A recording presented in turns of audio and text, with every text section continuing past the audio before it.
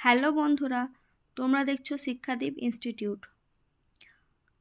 আমার চ্যানেলে সবাইকে স্বাগতম। যদি চ্যানেলটি তোমাদের কোনো উপকারে লাগে তাহলে অবশ্যই সাবস্ক্রাইব করে পাশে থাকবে। তো আজকে আমার মূল আলোচ্য বিষয় হলো কি না মহাকাব্য। আমরা সংস্কৃত সাহিত্যে যে সমস্ত মহাকাব্য পেয়ে থাকি সেগুলোকে আমি একটি ছকের মাধ্যমে সুন্দরভাবে তাদের মহাকাব্যের নাম, সর্গ সংখ্যা, রচয়িতাকারের নাম, আবির্ভাবকাল, উৎস, রস এবং মূল যে বিষয় সেটি তুলে ধরলাম একটি ছকের মাধ্যমে।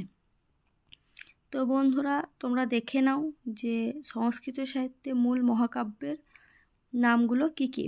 দেখো, মহাকাব্য হচ্ছে বুদ্ধচরিতম, সৌন্দর্যনন্দ, কুমার সম্ভবম, রঘুবংশম, কিরাতার্জুনীয়ম, শিশুপালবধম, ভট্টিকাব্যম বা রাবণবধম। এটি খুবই গুরুত্বপূর্ণ। ভট্টিকাব্যের অপর নাম কি না রাবণবধম। এরপর হচ্ছে জানকী হরণম, হরবিজয়ম, নৌষাদচরিতম। এগুলি হচ্ছে সংস্কৃত সাহিত্যের খুবই উল্লেখযোগ্য মহাকাব্য। এবার দেখো, এই প্রত্যেকটি মহাকাব্যের সর্গ সংখ্যা। বুদ্ধচরিতের সর্গ সংখ্যা কয়টি? 28টি। সৌন্দর্যনন্দর এর সর্গ সংখ্যা কয়টি? 18টি। কুমার সম্ভবম সর্গ সংখ্যা 17, রঘুবংশম সর্গ সংখ্যা 19, কিরাতার্জুনীয়ম সর্গ সংখ্যা 18, শিশুপালবধম সর্গ সংখ্যা 20, ভট্টিকাব্যম সর্গ সংখ্যা 22, জানকী হরণম সর্গ সংখ্যা 25, হরবিজয়ম সর্গ সংখ্যা 50, নৌষাদচরিতম সর্গ সংখ্যা হলো 22। এরপরে দেখো রচয়িতাকার।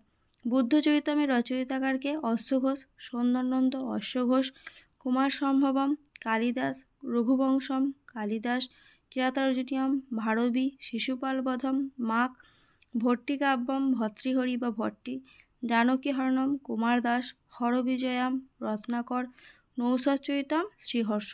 এরা হচ্ছেন রচয়িতাকার। এরপরে দেখো আবির্ভাবকাল মানে সময়কাল। বুদ্ধচরিতমের সময়কাল কত না দুটোই হচ্ছে। আমরা যে রচয়িতাকার মানে আমাদের যে রচয়িতাকার অর্থাৎ অশ্বঘোষ এনাদের সময়কাল হচ্ছে কত না প্রথম শতক। কালিদাসের সময়কাল হলো চতুর্থ শতক, ভারবী ষষ্ঠ শতক, মাঘের সময়কাল কত সপ্তম শতক, ভর্তৃহরির সময়কাল হলো ষষ্ঠ শতকের শেষ ভাগ, কুমার দাস ষষ্ঠ শতকের প্রথম ভাগ, রত্নাকর নবম বা দশম শতাব্দী, আর শ্রীহর্ষ হচ্ছে দ্বাদশ শতক। এবার হচ্ছে উৎস।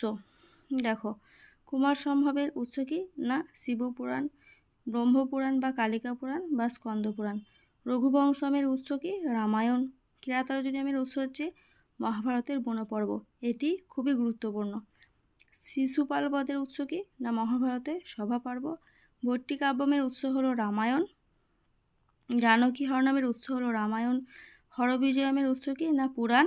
নৌষাদচরিতমের উৎস হলো মহাভারতের বনপর্ব। এরপরে দেখো এদের মূল বিষয়গুলো, এগুলো তোমরা ভালোভাবে দেখে নাও। আমি এগুলো কাব্যগুলো ভালোভাবে ডিটেলসে পড়ে কাব্য এবং কবিতার নাম ভালোভাবে ডিটেলসে পড়াবো। এখন আপাতত তোমাদেরকে একটু সামান্য ধারণা তোমাদের মধ্যে দিয়ে রাখলাম, তোমরা এগুলো একটু ভালোভাবে দেখে নেবে। যেমন দেখো, বুদ্ধচরিতের যে মূল বিষয় কি না ভগবান বুদ্ধের জীবনী। সৌন্দর্যনন্দ এর মূল বিষয় কি না বুদ্ধের বৌমাত্রীয় ভ্রাতা নন্দের যে বৌদ্ধ ধর্ম গ্রহণ সেই বিষয়টি। কুমার সম্ভবের মূল বিষয় হচ্ছে তারকাসুর নিধনে কুমার কার্তিকের উৎপত্তির যে সূচনা। রঘুবংশমের মূল বিষয় কি না আজন্ম শুদ্ধ রঘুরাজাদের কীর্তি বর্ণনা। কিরাতার্জুনীয়মের মূল বিষয় হচ্ছে কিরাত বেশধারী শিবের সঙ্গে তার যে বিবাদ সেটা। শিশুপালবধমের মূল বিষয় কি শ্রীকৃষ্ণের দ্বারা শিশুপালের নিধন। আচ্ছা, ভট্টিকাব্যের মূল বিষয় হচ্ছে প্রকীর্ণ অধিকার প্রশ্ন দিগন্ত। যে 4টি কাণ্ড রয়েছে সেই যে 4টি কাণ্ডের মাধ্যমে শিক্ষাদান কীভাবে হয়েছে সেই বিষয়টি। জানকী হরণমের মূল বিষয় হচ্ছে রামের জন্ম থেকে আরম্ভ করে হরণবধ, রাবণকে বধ ইত্যাদি, রামের রাজ্যাভিষেক প্রভৃতি। হরবিজয়মের মূল বিষয় কি না এটি একটি বৃহত্তম কাব্য। এখানে শিবের কি না অন্ধকাসুরের নিধন কাহিনী বর্ণিত হয়েছে শিবের দ্বারা। আচ্ছা, নৌশাদ চরিত্রের মূল বিষয় কি? নল এবং দময়ন্তীর কাহিনী। ঠিক আছে বন্ধুরা, আজকের বিষয় তাহলে এই পর্যন্তই।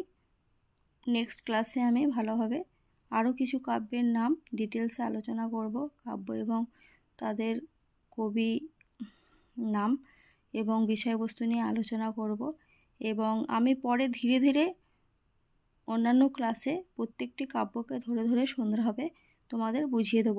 এখন তোমরা কেবলমাত্র এগুলি ভালোভাবে একটু অল্প ধারণা নিয়ে রাখো। ঠিক আছে, টাটা।